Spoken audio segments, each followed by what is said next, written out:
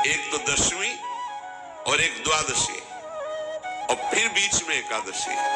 उसको 3 दिन संयम में रहना होता है, तब बीच की एकादशी का उसे फल प्राप्त होता है। जिसे एकादशी व्रत रहना हो उसका नियम है कि दशमी के दिन कांसे के पात्र का त्याग करे। वैष्णव सिद्धांत है कि कभी जिसमें मांस बना उस रसोई का भोजन न ग्रहण करे। मसूर की दाल, चना की दाल, कोदो और कोई भी शाक, शहद, दूसरों का अन्न, दोबारा भोजन और मैथुन, ये दशमी के दिन त्याग दे। एक बार दशमी के दिन भोजन करे 24 घंटे में, क्योंकि एकादशी रहना है।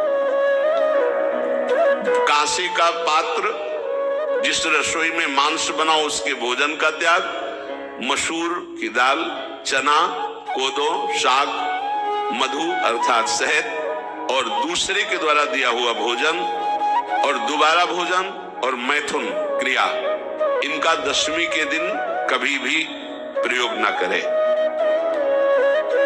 इन 10 वस्तुओं से वैष्णव दूर रहे दशमी के दिन। फिर एकादशी के व्रत में,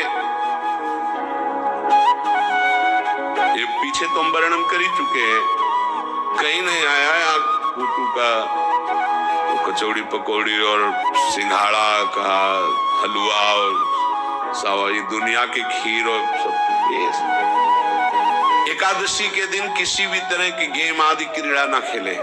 जैसे अब आज व्रत है तो बैठे हैं अपना मोबाइल में गेम खेल रहे हैं, ऐसा कोई भी क्रीड़ा नहीं। द्वैत क्रीड़ा, किसी भी तरह का गेम, ये सब खेल नहीं।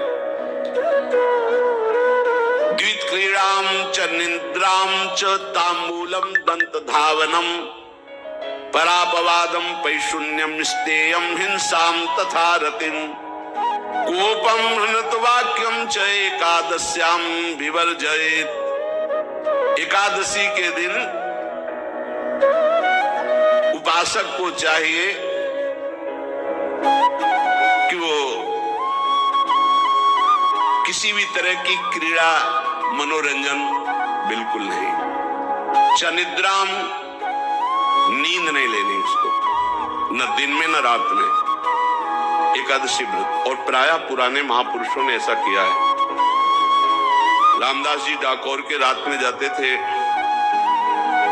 रणछोड़ भगवान के यहाँ कीर्तन करते थे जाकर। तभी तो भगवान उनके कीर्तन पर, उनकी भक्ति पर रीझ कर गाड़ी में बैठकर उनके साथ आए थे। पूरी रात जगकर कीर्तन करना, और दिन में तो सोना ही निषेध है। द्वैत क्रीड़ाम च निद्राम च तांबूलम, पान खाना निषेध है एकादशी को, बिल्कुल नहीं, जो व्रत रह रहे। और दंत धावनम, वृक्ष से तोड़कर जो दतून की जाती है एकादशी के दिन है।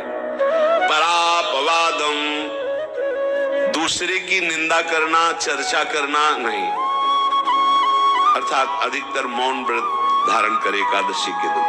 पैशून्यम, चुगली करना। स्तेयम, कोई चोरी करना। हिंसाम, वाणी से, शरीर से, मन से किसी को दुख पहुंचाना। रतिम, अर्थात भोग करना, मैथुन करना। कोपम, किसी के ऊपर गुस्सा करना। अनत वाक्यम, झूठ बोलना। एकादश्याम विवर्जयेत्, एकादशी के दिन ये नहीं करना चाहिए। एकादशी को एक बार कुछ फलाहार शुद्ध, अगर आपके पास कोई व्यवस्था नहीं तो थोड़ा दूध है, जल है, ऐसे आप लेकर, या थोड़ा सा फल ले लें, थोड़ा सा फल लेकर के प्राण पोषण, एक दिन में मर नहीं जाओगे। कितने तो निर्जला एकादशी रहते हैं, हर एकादशी निर्जला। पूज्य श्री मथुरा दास जी निर्जला ही रहते थे हर एकादशी। चलो भैया, आपकी सामर्थ्य नहीं तो जल 2-4 बार ले लो, एक बार थोड़ा सा दूध और फल ले लो, चल जाएगा काम, प्राणों का पोषण हो जाएगा। ये आचरण न करे और एक बार कुछ आहार ले ले, वो भी शुद्ध भगवद अर्पित प्रसाद। फिर द्वादशी को काश्यम मांसम सुराम क्षौद्रम तैलम विदथ भाषणम व्यायामम च प्रवासम च पुनर्भोजन मैथुने अस्पृश्य स्पर्श मासूरे द्वादश्याम द्वादश त्यजेत। कांस के पात्र में द्वादशी को भी भोजन न पावे, जिस रसोई में मांस बनाओ उसमें आहार न ले, किसी भी तरह का नशा द्वादशी को न करे, शहद न पाए, तेल के बने पदार्थ न पाए, मिथ्या भाषण न करे और बहुत शरीर का व्यायाम न करे, बहुत थकावट वाले कार्य न करे,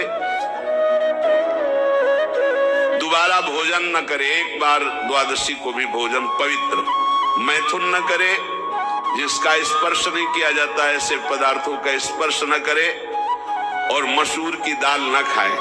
द्वादशी को जो इन नियमों का पालन करता है, दशमी द्वादशी ऐसे और एकादशी ऐसे, तब उसे एकादशी व्रत का फल प्राप्त होता है। जो इस पद्धति से ये जो मनमानी है सब नहीं, हर पदार्थ मिल जाएगा आपको फलाहार में, हर पदार्थ हमको बताया गया कि आपको जो चाहो सब पदार्थ फलाहार का। अरे भाई, हरितोष व्रत है तो हरि प्रसन्नता के लिए एक दिन भूखे रहने बहुत आनंद आता है। पहले भगवत कृपा से ऐसी गंगा जल पी करके कुछ दिन, फिर कभी कभी निर्जला एकादशी का भी आनंद। बड़े संन्यास मार्ग में थे तो बड़े संयम से सब शास्त्रीय पद्धतियों का निर्वाह होता था। उपासक को चाहिए कि इन नियमों से व्रत का अनुष्ठान करे, मनमानी आचरण न करे। सबसे प्रार्थना जो एकादशी रहते हो, हरितोष व्रत इसे कहते हैं, भगवान की प्रसन्नता के लिए रहा जाता है, रहना चाहिए। जो अपनी आचार्य परंपरा में है, जैसे इनका सिद्धांत है, पर रहने का सिद्धांत ये श्री सनत कुमार जी वर्णन, श्री सनक जी महाराज, ये सनत कुमार जी वर्णन की। सनक जी महाराज कह रहे हैं, यदि भगवान का आश्रय नहीं, सत्संग नहीं है, तो इन चार में से एक हो तो नाश कर देता, फिर चारों हो तो सर्वनाश हो जाता है। यौवनम धन संपत्ति प्रभुत्व विवेकता एकैपमप्यनर्थाय किमु यत्र चतुष्टयम। यदि सत्संग नहीं है, यदि भगवद आश्रय नहीं है, खूब धन हो, जवान अवस्था हो, बढ़िया पद मिला हो, प्रभुत्व चलता हो और अज्ञान हो, फिर क्या कहना है? बोले ये चारों जहां मौजूद होते हैं वहां सर्वनाश का खेल शुरू हो जाता है। अगर इनमें से एक हो तो सर्वनाश करने में पर्याप्त है, और अगर चारों हो तो फिर क्या कहना है? यौवनम, जवान हो, धन संपत्ति, खूब रुपया पैसा हो, प्रभुत्व, कोई पद हो, कोई अधिकार हो बड़ा, फिर अविवेकता और अज्ञानी हो, तो बोले एक नाश कर देगा, फिर चारों तो नाश ही कर देंगे। अगर सत्संगी है तो ये चारों महान कार्य कर देंगे। क्या यौवनम, जवान है, खुद दूसरों की सेवा, मेहनत पूर्वक धन संपत्ति कमाकर माता पिता की सेवा, परिवार की सेवा।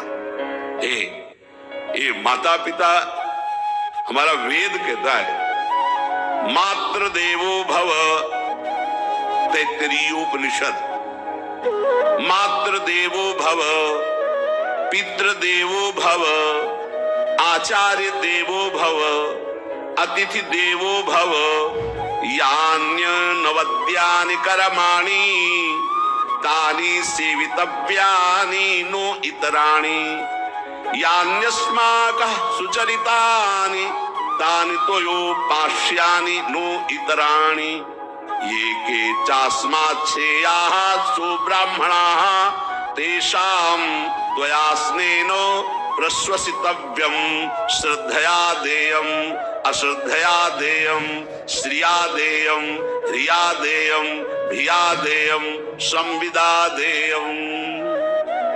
वेद कहता है मातृदेवो भव, माता साक्षात हमारी भगवान है। देव हरि को कहते हैं। केशव